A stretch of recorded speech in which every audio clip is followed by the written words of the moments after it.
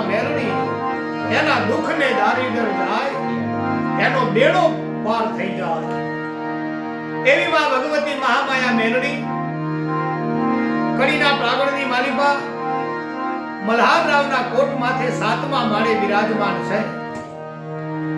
ઈ માં ભગવતી મેલડી માતાની એક નાની હરખી વાત આપના સમક્ષ રજૂ કરવા જઈ રહ્યો છું. ત્યારે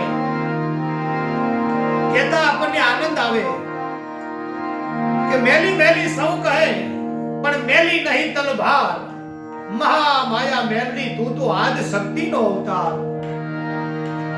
ઉગતા સૂરજના બહેને બેહવા વાળી માં ભગવતી એટલે મેલડી માતા છે. અમરિયા દૈત્યને મારવા વાળી જોગ માયા એટલે મેલડી માતા છે.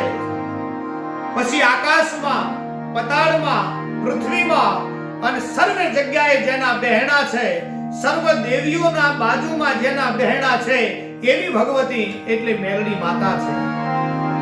અને ઈ માં ભગવતી મેલડી માતા કડીના કોટ માથે કઈ રીતે આવીને બિરાજમાન થઈ એ માટેનો એક નાનો હરકો પ્રસંગ છે કે કડીથી લગભગ 7, 8 કે 9 કિલોમીટર એક જાસલપુર કરીને ગામ છે.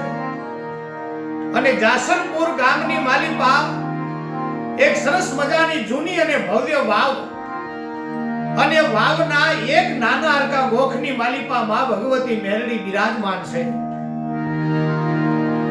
અને માં ભગવતી મેલડીના થાનકને કદાચ એને ઉજાગર થાવું હશે ત્યારે કડીના કોટમાં મલ્હારરાવનો રાજ ચાલે, અને કડીના આજુબાજુના ગામડામાં ખેતીવાડીનો એટલો મોટો વિસ્તાર હતો કે રાજના કોઠાર ઉભરાવા માંડેલા હો. મલ્હારરાવની એટલી બધી મોટી સાહેબી હતી, એવડું મોટું સૈન્ય હતું, એવડી મોટી સમજણ પણ હતી અને એવડી મોટી તાકાત પણ હતી. કહેવાય છે કે અંગ્રેજ સરકારને પણ જો હંફાવનાર કોઈ મહારાજવી હોય તો એ મલ્હારરાવ હતા. અને મલ્હારરાવ પોતાના રસાલાને લઈ અને ફરતા ફરતા ફરતા ફરતા એ જહાલપુરના પાદરની માલિપા એમને એમ કહેવાય પડાવ નાખ્યો છે. અને પડાવ નાખ્યા પછી એમને વાવના દર્શન થયા. અને વાવની માલિપા એ પાણી પીવા માટે જાય છે. પણ જેવા પાણીની માલિપા પોતાનો ખોબો આમ ભર્યો છે ત્યારે અમારો કવિ એમ કહેશે કે હાથે જળ હિલોળ અને માથે લઈને મંજન કરે, પછી પામે વૈકુંઠ પોળ. એ તો ભેટતા માં ભગવતી ભગીરથી. એકવાર માં ગંગાના જળને આમ હાથમાં લઈને માથે નાખો અને પછી બેડો પાર થઈ જાય. એમ આ તો માં ભગવતી મેલડીની વાવ હતી સાહેબ. અને વાવની માલિપા મહારાજાએ પાણી પીધું, હયાની માલિપા ટાઢક થઈ. પણ કહેવાય છે કે એ રાજવીને વાવથી આમ બરોબર બાજુમાં પડખે આવ્યા ત્યારે વાવના પથરા એને ગમી બહુ ગયા હો કે આ પથ્થર જો મારા રાજમાં લઈ જાઓ, આ પથ્થરનો એક રાજમહેલ બનાવો, અને આ પથ્થરનો રાજમહેલ બને તો મારા મોભા પ્રમાણેનો એક રાજમહેલ ખડો થઈ જાય હો. અને રાજા તો રાજા છે, હુકમ છૂટ્યો ભાઈ, માણસોને હાજર કરો. ત્યાં તો એક કહેતા અનેક માણસો આવીને હામે આ ગોઠવાઈ ગયા છે. મહારાજ શું હુકમ છે આપનો? કે બીજો તો હુકમ કાંઈ છે નહીં, પણ આ જાસલપુર ગામ એ આપણી કડીની સીમમાં છે. કે જી મહારાજ, કડીની સીમમાં છે તો આ ગામ મારા તાબામાં ગણાય. કે હા મહારાજ બરોબર છે, તો આ ગામની વાવ અને વાવના પથરા પણ મારા જ ગણાય. કે જેવો આપનો હુકમ, તો આ તમામ પથ્થરને ઉખેડી નાખો, એક બાજુ ભેડા કરી દો, અને કડી આપણા રાજમાંથી ગાડા બોલાવી બળદ જોડી અને આ પથ્થરની ગાડામાં ભરીને આપણા રાજમહેલે પહોંચાડી દો. શું કામ મહારાજ? કે આ પથ્થરમાંથી મારે એક રાજમહેલ તૈયાર કરવો છે. પણ જ્યાં રાજાના મુખમાંથી શબ્દ છૂટ્યો તે વાવમાં બેઠેલી માં ભગવતી મેલડીને એમ થયું કે મહારાજ, આ ગામ તારા તાબામાં છે પણ હું તારા તાબામાં નથી હો. આ પથરા તો મારા છે અને મારા પથ્થરના માથે તારી નજર પડી છે. મહારાજ આમાં કઈ મજા નહીં આવે, પણ ઈ માં છે ને, અંતરના ભાવથી વિચાર્યું કે હું મહારાજને હું કઈ સમજાવીશ મારી ઈશારત આપીશ. રાજાના હુકમથી સમગ્ર પથરા તોડવામાં આવ્યા છે. એક બાજુ ઢગલો કરવામાં આવ્યો અને ગાડા બોલાવ્યા સાહેબો.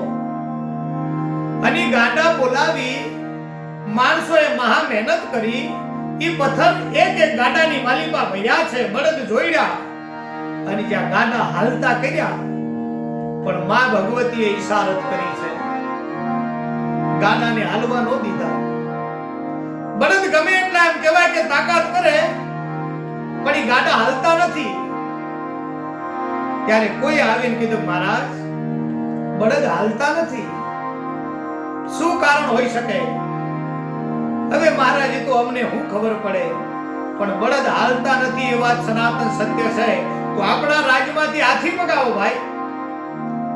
હુકમ સૂટ્યો, હાથીને મગાવ્યા છે. અને હાથીને મગાવ્યા ત્યારે માં ભગવતી મેરડી વિચાર કરે છે કે હે રાજન, આ એક મારી ઈશારત તું સમજતો નથી ભલા માણસ. આ પથરા મારા છે અને મારા પથ્થર તું યા નો લઈ જા એવી મારી તને ઈશારત છે, તું સમજતો નથી. હાથી મગાવો છો, મગાવી લે. તારા હાથીડાને પણ જો હું નો પડતો આપું ને તો હું માતા મેરડી મટી જાઉં ભલા માણસ. ઈ માં મેરડીનો એમ કહેવાય ખમકારો થયો. આ બાજુ હાથી તૈયાર થઈને આવી ગયા છે. હાથીને ગોઠવીને પથ્થર હાથીઓથી તણાવે છે, પણ હાથીની મહેનત કેટલી હોય ભાઈ. મહા મહેનતે થોડું થોડું હાલી શક્યા. અને માતાની દ્રષ્ટિ પડી ભાઈ. જાસલપુર ને કડીના વચ્ચે એક ટીંબો છે. બરોબર, ટીંબે હાથી આવ્યા અને એક એક હાથીને ટીંબામાં ધરવી દીધા સાહેબ. એવો પડતો આપ્યો. હાથીઓ ટીંબો આજ પણ ત્યાં છે. કઈક કવિઓ કલાકારોએ હાથીયા ટીંબાની પહેચાન ને ઓળખાણ આ દુનિયાને કરાવી છે. પણ રાજા માન્યા નહીં હો, કારણ કે રાજ હઠમાં હતા ને. ગમે તે કરી એક એક પથ્થર કરીને પણ પોતાના રાજ્યમાં પહોંચાડ્યા. અને ત્યારે પથ્થરના હારોહારમાં ભગવતી મેરડી યાં પોગી છે હો. અને યાં પોગીને એટલો કીધું, મહારાજ રાજવી, આ મારા પથ્થર જો તારા મહેલમાં વપરાય તો પછી આ મહેલ તારો નહીં ગણાય, ઈ મહેલ મારો થઈ જશે. બે બે ઈશારતને તું સમજ્યો નથી બાપ. હવે આ મહેલ બન્યા પછી જે હું કરું ને એ તું જોઈ લે. અને મહેલ ચણાનો છે સાહેબ. એમાં પણ માં ભગવતી એક પડચો આપે છે, પણ એ વાત ઘણી મોટી છે. મહેલ બન્યા પછી મહારાજને એમ થયું કે હવે આનું વાસ્તુ પૂજન કરાવી, મારા નગરના માનવીઓને બોલાવી, મોટા મોટા જ્યોતિષો અને ભૂદેવોને બોલાવી અહીંયા એક હવન કરી, વાસ્તુ કરી અને પછી રાજમહેલની માલિકા મારે પગલા માંડવા છે. ત્યારે રાજાએ વિચાર કર્યો, કોઈ આવી પહેલેથી ઈશારત કરેલી કે મહારાજ તમે માનો કે ન માનો, પણ એ વાવના પથ્થર આવ્યા પછી અમે દુખી બહુ થયા હો. કદાચ એના હારે કઈક હશે તો. પણ રાજા માન્યા નહીં હો. પણ જ્યારે વાસ્તુ કરવાનું હતું ત્યારે એને વિચાર આવ્યો કે કદાચ જો આની અંદર કાંઈ હોય કે ન હોય, એ કોઈ ભૂદેવ આવશે તો એના જોહમાં જરૂર આવી જશે. એટલે એને બે ધીજો રાખવામાં આવી. આવી જો બે ધીજો ભૂદેવ પકડે તો માની લો કે એમનો જો હાચો અને આપણો મેલ હાચો. જ્યોતિષો આવ્યા છે ઘણા બધા, એક નહીં અનેક જ્યોતિષોને બોલાવ્યા છે. પણ એ તો જો જોવે ને, મુહૂર્ત કાઢે, વાર જોવે, તહેવાર જોવે, નક્ષત્ર જોવે, પણ એ ધીજ ક્યાંથી જોવે? મહારાજ બરોબર ચોઘડિયા જોઈને આમ કહેવાય મુહૂર્ત આપે ત્યારે પૂછે કે 7 માળનો મારો મહેલ છે, 7મા મારે મેં બે ધીજો રાખી છે. ભૂદેવ તમારા જોશમાં એ ધીજો નથી આવતી? કે ના મહારાજ, એ ધીજો અમારા જોશમાં ન આવે તો આ બધાય ભૂદેવોને જેલમાં પૂરો ભાઈ. આ ખોટા છે. એ ખોટા સમજીને આદેશ સ્વીક્યો, એમને જેલમાં પૂર્યા. ઈ પછી એક ભૂદેવે કીધું કે મહારાજ તમે આ ખોટું કરી રહ્યા છો. અમે તો જ્યોતિષી કહેવાય, અમે ભૂદેવ કહેવાય, અમે તો જોહને જોવી આપીએ, અમે તમારા મુહૂર્ત કાઢી આપીએ, અમે તમને હવન કરાવી આપીએ, અમારાથી ઈ મંત્રોચ્ચાર થાય, પણ આ ધીજો પકડવાનું અમારું કામ નથી. એ તો કોઈ મહાશક્તિ ભગવતી જોગ માયાનો ભૂવો હોય અને સાચી ભક્તિ કરતો હોય તો ઈ ધીજ પકડી શકે. એમ કે હા, તો ભુવાને બોલાવો. કડીના પંથકના આજુબાજુમાંથી એક પછી એક ભુવાજીને બોલાવવામાં આવે છે. એ રાજ મહાલયની માલિકા પાટ નાખવામાં આવે છે. દાણા જોવે, આકડા ને ડાકલા વાગે અને બરોબર માહોલ જામે એટલે મહારાજ ધીજો પૂછે. પણ એક ભુવો આવે, કોઈ ધીજ પકડી શકતો નથી. જે ભુવાથી એમ કહેવાય ધીજ પકડવા ન આવે એ ભુવાને જેલમાં પૂરે છે. એમ કરતા કરતા કરતા કરતા 100 ભુવાને જેલમાં પૂર્યા છે અને કેટલાય ભૂદેવોને જેલમાં પૂર્યા છે. વાતનો વિરામ આવતો નથી અને મહારાજ પરીક્ષાએ ચડ્યા છે. સમય જાતા કોઈ આવીને કીધું કે મહારાજ આજુબાજુમાંથી બધા ભુવા આવી ગયા, પણ અમને જાણવા મળ્યું છે કે હવે એક ભુવો બાકી છે. મહારાજ પોતાની મૂછ માથે હાથ નાખે છે, પોતાની દાઢી માથે હાથ ફેરવે છે, પણ એટલું કીધું કે ઈ વળી કોણ? કે આપણા કડીની બાજુમાં દેહુના ગામ છે અને ત્યાં જીવણબાર નામનો એક ભુવો છે. જો આપનો હુકમ હોય તો એને બોલાવવા મોકલીએ માણસોને. આજે નહીં તો આવતીકાલે મોકલજો. ભલે મહારાજ, જેવી આપની મરજી. પણ એ જીવણબારને રાજનું તેડું જવાનું છે. વાત તો કડીની બજારમાં પ્રસરી ગઈ ભાઈ. અને બીજા દિવસે હવારના પોરમાં જીવણબારની બહેન છે, લાડકવાઈ છે, અને લાડકવાઈ બહેન એમ કહેવાય હટાણું કરવા માટે આવી છે. હટાણું કરવા માટે એક વાણિયાની દુકાને આવીને ઊભી રહી. તે વાણિયાએ સમાચાર આપ્યા, બેન હા ભાઈ, મેં એવું સાંભળ્યું છે કે રાજુમાંથી તમારા ભાઈ માટે તેડું આવવાનું છે. બેને કીધું શું કામ? કે માતાજીના ભુવા છે. કે હા. તો સાંભળો બેન, હટાણું પછી કરજો, પણ આ રાજની માલિકા મહારાજ છે, બે ધીજો રાખીને બેઠા છે.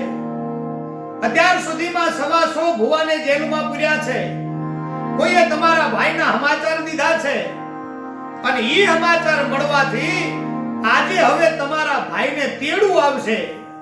ઈ રાજનો તેડું પોગે પહેલા તમે ઘરે પોગી જાઓ બેન, અને જઈને તમારા ભાઈને કહો કે તમે ઘર છોડીને ક્યાંક જાતા રહો, નહીં તો એમને પણ જેલમાં પૂરશે. અને બેનને થયું હાય હાય, મારા ભાઈના માથે આ દુઃખ આવે, તે દુઃખ આવે પહેલા આનું જલ્દી ઘરે પૂગી જાઓ અને હટાણું કર્યા વિના એ થેલી અને બચકો ઈ વાણિયાની દુકાને મૂકી અને બેને ગડગડતી દોટ માંડી ભાઈ. પણ આફતા ઘરે પૂગી હો અને જઈને પોતાના ભાઈને કીધું, ભાઈ હા બેન, તમે અહીંથી ભાગી જાઓ. પણ શું કામ? કે રાજમાંથી તમારા નામનું ફરમાન છૂટ્યું છે, તેડું છૂટ્યું છે, તમને રાજમાં બોલાવશે.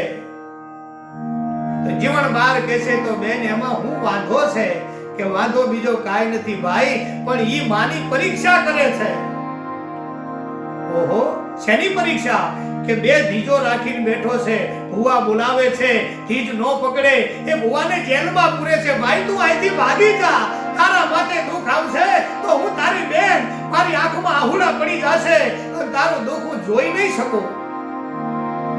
આ બેનના મોઢામાંથી શબ્દો જ્યાં છૂટ્યા ત્યાં ભાઈએ પોતાની બેનના માથે હાથ મૂક્યો છે અને માથે હાથ મૂકીને એટલું કીધું, બેન ચિંતા કરીશ નહીં, એને તેડું મોકલ્યું છે પણ જીવણબારના માટે નહીં, જીવણબારની માતાજીને બોલાવી છે. અને મારા જોડે મારી વિહત મેલડી છે, હું ભાગું તો મારી માતાની આબરૂ જાય ગાડી. માં મને જો દોડ આપશે, રજા આપશે તો હું જવાનો છું, બાકી જઈશ નહીં. પણ ચિંતા ન કરીશ. જો વાત થાય છે ત્યાં તો રાજના માણસો પૂગી ગયા ભાઈ. અને આવીને કીધું કે જીવણબાર છે? હા ભાઈ છે ને. તો હાલો રાજાજી તમને બોલાવે છે. શું કામ? ત્યાં માતાજીના પારખા કરવાના છે. ઓહ, માતાજીના પારખા એમ? હા, તો જઈને તમારા રાજાને કહી દો કે જીવન બારની જરૂર હોય તો જીવન બાર ઉઘાડા પગે હાલતો હાલતો તમારા રાજમાં આવે, કારણ કે હું તમારી નિયતમાં છું. પણ જીવન બારની માતાજીને જો તમારે રાજમાં બોલાવી હોય તો એ હાલતા પગે નહીં આવે. તો કે જઈને તમારા મહારાજને કહેજો કે રથ મોકલે, કે રથમાં બેહીને મારી માં આવશે. અને વેળા માણસો પાછા ગયા છે. જૈન મહારાજને વાત કરી. મહારાજને વાત ગળે ઉતરી કે વાત સત્ય છે ભાઈ, આપણે માતાજીને બોલાવાના છે, જીવન બારને નહીં, ભુવાને નહીં, પણ ભુવાની માતાજીને તેડું મોકલું છે. જાઓ, મારો રથ લઈને જાઓ. જો ધીજ પકડશે તો બરોબર, નહીં તો પછી એને પણ ભુવાની હારે જેલમાં પૂરો. શબ્દ સૂટ્યો ભાઈ. માણસો નીકળ્યા. ઘોડાની બગીઓ લઈ અને માણસોએ જીવન બારને આહવાન કરીને આવ્યો ભાઈઓ. પણ આવીને કીધું કે હે માં, હે જોગમાયા, હે મેલડી, હે વિહત, આ તારા ભરોસે તારી રજા લઈ અને હું રાજમહાલયમાં જાઉં છું, તો મારા પગલા પાછા ન પડે તું જાળવી લેજે હો. અને માં ભગવતીએ પડદે આવીને વાતો કરી, જીવન બાર, આજ મારે બાર પ્રગટ થવાનો સમય છે. બેટા પાછો ન પડતો. તારા એક એક શબ્દને જો સિદ્ધ ન કરી બતાવ ને તો હું દેહોણાના પાદરમાં બેહણું મારું લાજે ભલા માણસ હે. ચિંતા ન કરતો. એ માએ ખમકારો કર્યો ભાઈ. અને બગીમાં બેઠો છે. બગી રાજમહાલયમાં આવી. મહારાજે એનું હામયું કર્યું, પાટ નાખ્યો. અને પાટ નાખ્યો ત્યાં પહેલા મહારાજે પૂછ્યું કે જીવણબાર, ભુવાજી, તમારી માતાને ભેડી લાવ્યા છો ને? જીવણબારે આંખો બંધ કરી ઊંડો શ્વાસ લઈને એટલું કીધું, મહારાજ, તમારા રથની માલિપા મારો પગ પીડ્યો ને, ઈ પહેલા મારી ભગવતી બેહણા કર્યા હતા, પછી હું બેઠો છું. તમારે જે પૂછવું હોય પૂછો. જીવણબારને બરોબર પાટ ઉપર બિરાજમાન કરી અને પહેલી જ વાત કરી છે કે મેં તમારા માટે બે ધીજો મૂકી છે. બે ધીજો તમારે પકડવાની છે. અને બે ધીજો તમે પકડો તો માની લેજો કે તમે ભુવાન, તમે માતા હાચા. નહીં તો હવા હોને જેલમાં પૂર્યા છે એના હમુ જોઈ લ્યો. અને ત્યારે જીવણબારે એટલું કીધું, હો, બસ ખાલી ધીજો જ પકડવી છે કે મહારાજ, વિધિના વિધાનને પણ અળવા લેખ લખાવી શકે એવી ભગવતીને ભેડી લઈને આવ્યો છું. પૂછો કે પૂછવું નથી, ધીજો પકડો. તો લ્યો મહારાજ, પહેલી ધીજ પકડો છો કે બોલો કે હાથ મારનો બંગલો બનાવ્યો, હાથ મારનો રાજમહેલ બનાવ્યો, ઈ સાત મારના રાજમહેલના માથે મહારાજ મલાવરાવ તારું નામ લખવું છે તો ઈ નહીં બને. કે કેમ? કે આ રાજમહાલયમાં મારા મેલડીના પથરા વપરાણા છે. મહારાજને એમ થયું, શું બોલો છો? કે હા, જાહલપુર ગામ ઈ મારું ગામ છે, ઈ વાવ ઈ મારી વાવ છે, ઈ વાવના પથ્થર ઈ મારા પથ્થર છે, અને મારા પથ્થર રાજા તે તારા રાજમહાલયમાં વાપરા છે. બે પ્રમાણ તને દીધા હતા પણ તું માન્યો નહીં. સાચું છે? મહારાજે કીધું, વાત સાચી છે. તો સાંભળો મહારાજ, પ્રથમ મારી વાત કે જે પથરા જે રાજમહાલયમાં વપરાણા છે એ રાજમહાલય હવે તમારો નહીં. કે તો ઈ હાથમાં મારે પહેલા નંબરની ધીજ તમે એક બિલાડી બાંધી છે, એના જમણા પગે હીરની દોરી બાંધી છે. જાઓ, એ હીરની દોરી એની છૂટી કરો અને બિલાડી છૂટી થાય. ઈ સાતમાં મારે બિલાડી નહીં, ત્યાં હું મેરડી બેહવાની છું મહારાજ. હવે ત્યાં બીજા કોઈના બેહણા નો થાય. અને મહારાજના રૂવાડા ઊભા થઈ ગયા ભાઈઓ. થડક થડક ઉથડક થડક ઉથડક કાળજા થવા મંડાણા. ઉભરો આવી ગયો. ઊભા થઈને માને પ્રણામ કરવાની ઈચ્છા થઈ, પણ હજુ બીજી ધીજ એમને પકડવાની હતી એટલે પોતાના ઉભરાને દબાવી રાખ્યો. કે પહેલી ધીજ તો તમારી હાચી છે માં, બીજી ધીજ કયો? અને બીજી ધીજમાં એમને કીધું કે મહારાજ, કુંભારના ત્યાંથી તમે એક માણ લાવ્યા છો, ઘડો લાવ્યા છો કે હા એની માલિપા તમે એક નાનું તુંબડું મૂક્યું તો કે હા એને પાણી પાઈ પાઈ મોટું કરી દીધો કે હા હવે તુંબડું તમારે વગર માણ ભાગે બહાર કાઢવું છે, લેતા આવો. આજ હું મેરડી બહાર નો કાઢી દઉં તો મને ઓળખે કોણ? અને ખમકારો સૂક્યો, હાથમાં મારે માણ પૂગ્યો, ઈ માણ લઈને આવ્યો અને માણ બરોબર ભુવાના સામે મૂકી છે સાહેબો. અને માં એમ કહેવાય કે શરીરની માલિપા પ્રત્યક્ષ બિરાજમાન હોય એવો ઈ વેળાએ મંગલમય માહોલ બન્યો તો ભાઈઓ. પલકમાં ખલકને જે ઉપજાવતી અને ધ્યાવતી યુદ્ધમાં ધ્વંસ કાજે, ધરણી ધ્રુજાવતી ગળેને બ્રહ્માંડે અને નણકથી દૈત્યના ઝુંડ ભાજે, દેવો ઉગારતી માં દૈત્યોને મારતી અને તુજ તોલે મેલડી કોણ આવે, અને હડેડે હિમાલય કે કડેડે આવતોય ધા સુણીને મેલડી તુરત ધાવે. એકવાર હાચા અંતરના ભાવથી જો હાથ થઈ જાય દીકરા દીકરીનો તો માં મેલડી દોડીને એને ભેટી જાય છે. માન આવીને સામે મૂકી છે અને માએ કીધું કે રાજન, રૈયત તો તમારે સંતાન સમાન હોય, રાજા રૈયતના માથે મા-બાપ સમાન હોય છે, અને તમે તમારા અહંકારમાં તમે ભાન ભૂલી ગયા છો. આજ તમારા અહંકારને વગાડી અને જો નોખી સાપ નો પાડું તો મને મેલડીને ઓળખે કોણ? ઈ મહાલયની માલિપા, રાજ મહાલયની માલિપા માં ભગવતી હોળે કડાઈ ખીલીતી હો. અને આમ જ્યાં ડીટીયું પકડી અને માણમાંથી તુંબડું કાઢવાની તૈયારી કરી તો એક ઝાટકો માર્યો, જેમ કોઈ રબડનો ફૂગો લાંબો થઈને બાજુમાં આવી જાય એમ માણને ભાગવા ન દીધી અને તુંબડો બહાર કાઢ્યો. અને કોઈ 85 વર્ષના બુઢાના હાથમાંથી લાકડી પડી જાય એમ મલ્હારરાવ રાજા ઈ માં ભગવતી મેલડીના પગમાં પડ્યા છે. અને પગમાં પડીને એટલું કીધું કે હે માં, ઈશારત તો મને ઘણા સમય પહેલા મળી ચૂકી હતી, પણ આજ મને પ્રત્યક્ષ પ્રમાણ મળ્યું છે. હે માં ભગવતી, હવે મને ક્ષમા કરો, હું પણ તમારો દીકરો છું. ત્યારે મલ્હારરાવને એટલું કીધું કે રાજન, ક્ષમા યાચના એ તો કરાતી નથી, થઈ જાય છે. આશીર્વાદ દેવાતો નથી, દેવાઈ જાય છે. પણ હે રાજન, તે આજે દેવના સામે દાવ માંડ્યો, તે આજે ઝેરના પારખા કર્યા છે, પણ હવે આ રાજ મહાલયની ટોકના માથે તું મારા બહેણા કરજે. હવાર હાજ તારા હાથે દીવાબત્તીયા થાય તો મને મેરડીને મોજ આવે, એટલે તારા માથે આશીષનો ધોધ પડશે. અને કડી મલ્હારરાવની મેરડીના નામથી જો જગતમાં વિખ્યાત નો થાવ, કડીના કોટની મેરડીના નામથી વિખ્યાત નો થાવ તો મને ઉગતા ભાણની જોગ માયાને ઓળખે કોણ? ઈ માએ ખમકારો કરેલો અને માં ભગવતી જોગ માયા કડીના કોટની મેરડી આજ પણ કહેવાય છે, મલ્હારરાવની મેરડી આજ પણ કહેવાય છે. અને કડીના ઈ સાતમાં મારે બિરાજમાન છે. કઈ ભક્તો આવી પોતાની મનોકામના પૂર્ણ કરે છે. આજે કડીના કોટની વાત આપ સર્વ મિત્રોના કાન સુધી અને હૃદયની માલિપા મેં પુગાડી છે. તો અમારી બીકે ઓફિશિયલ ચેનલ દ્વારા આ વાતને રજૂ કરી છે. તો મિત્રો, અવનવી વાતો સાંભળવા માટે થઈ બીકે ઓફિશિયલ ચેનલને તમે સબસ્ક્રાઇબ કરજો, લાઈક કરજો, બેલ આઇકનનું બટન દબાવી એમાં જય માતાજી કોમેન્ટમાં લખી અને શેર મારા વિડિયો જરૂર કરજો. અવનવા વિડિયો હજુ ઘણા તમને ઉત્તર ગુજરાતના મોકલવા છે, સંભળાવવા છે. અને આ વાત માં ભગવતી મેરડીની વાત મેં રબારી સોમાબાઈ વેલાભાઈ એમના શ્રીમુખથી સાંભળી અને આપ સર્વના આ હૃદય સુધી પહોંચાડવાની કોશિશ કરી છે.